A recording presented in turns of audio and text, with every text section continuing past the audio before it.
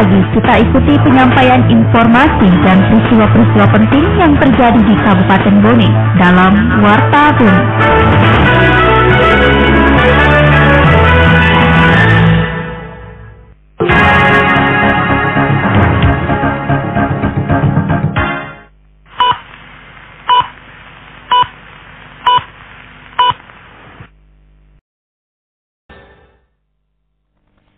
Memasuki musim tanam, Dinas Tanaman Pangan, Hortikultura dan Perkebunan (TPHP) Kabupaten Bone memastikan ketersediaan pupuk subsidi bagi para petani aman. Laporan Suryani Arifin.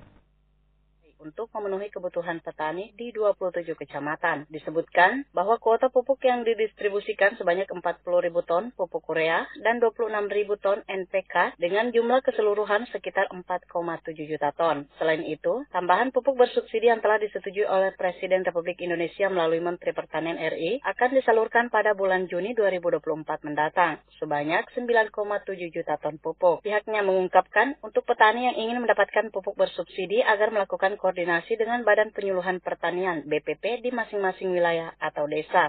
Yang sedang berjalan ini 40.000 pupuk urea, 26.000 pupuk NPK. Bulan 6. Ya, jadi nanti berlaku ini yang 9, juta ton ini, itu berlaku pada saat di bulan April September. Sekali karena kuotanya di akhir tahun ditarik masuk ke bulan 4. Ada yang 40 dengan 26.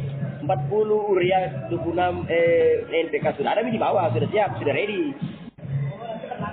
Ya, tingkat pengecer itu pasti penguatan di situ soal penyuluh. Meski demikian, ia menghimbau agar masyarakat petani dapat mengawal pendistribusian pupuk bersubsidi agar berjalan lancar dan petani tidak memperoleh pupuk secara berlebihan mengingat kuota pupuk telah ditentukan. Aturan untuk iuran persampahan di Kabupaten Bone akan naik signifikan.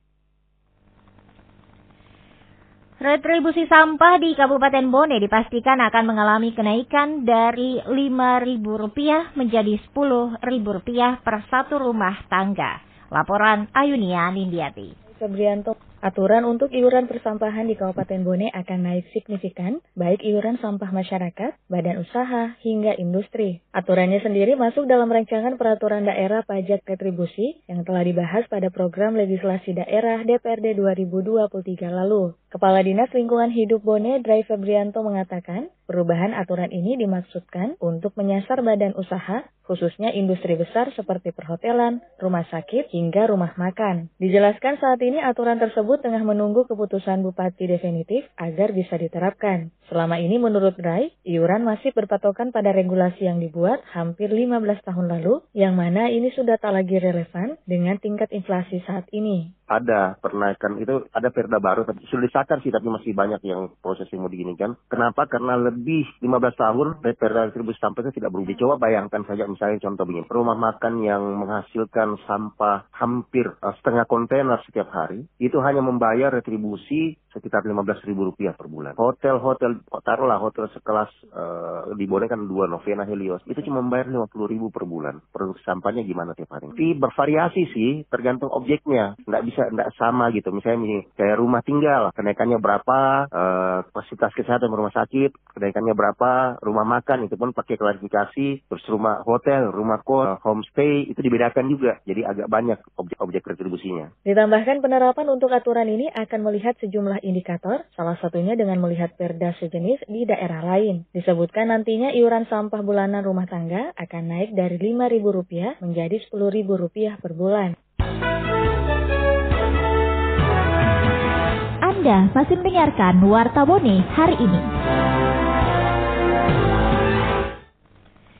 Sebanyak 50 personil Satpol PP Bone melakukan tes urin di BNNK Bone. 1 orang dinyatakan positif amfetamin yang merupakan jenis psikotropika golongan 2. Berikut laporan Ahmad Kafi.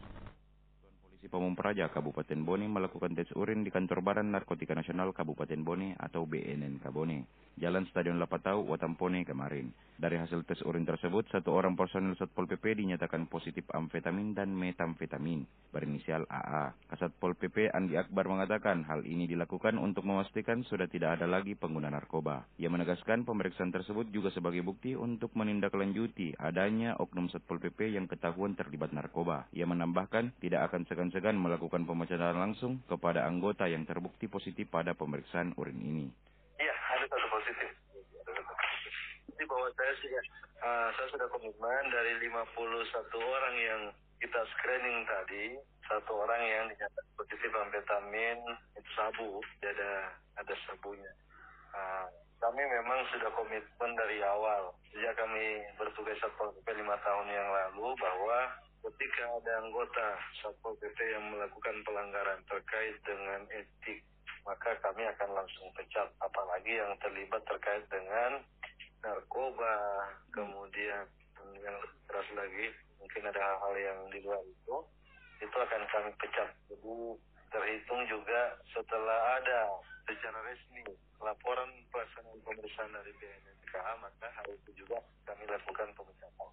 Ditambahkan Andi Akbar, oknum Satpol PP berinisial AA yang terbukti positif dari pemeriksaan urin BNN akan diberhentikan dari Satpol PP Kabupaten Bone. Sebelumnya diberitakan, salah satu oknum Satpol PP Bone kedapatan menggunakan narkotika jenis sabu dan telah diamankan oleh pihak aparat kepolisian. Sekian Warta Bone, produksi Radio Republik Indonesia Bone. Siaran kami dapat diakses melalui website www.rri.co.id dan RRI Digital yang dapat Anda download di Play Store dan App Store. Selamat pagi, sampai jumpa.